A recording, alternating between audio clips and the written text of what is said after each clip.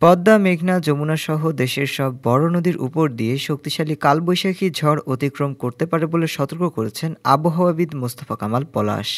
২১ মে বেসরকারি আবহাওয়া বিষয়ক ওয়েবসাইট আবহাওয়া.কমের এই প্রধান আবহাওয়াবিদ ফেসবুকে নিজের আইডিতে এক পোস্টে এ তথ্য নিশ্চিত করেছেন। পোস্টে মোস্তফা কামাল পলাশ লেখেন, বাংলাদেশের অভ্যন্তরীণ নৌ চলাচল কর্তৃপক্ষের দৃষ্টি আকর্ষণ করছি।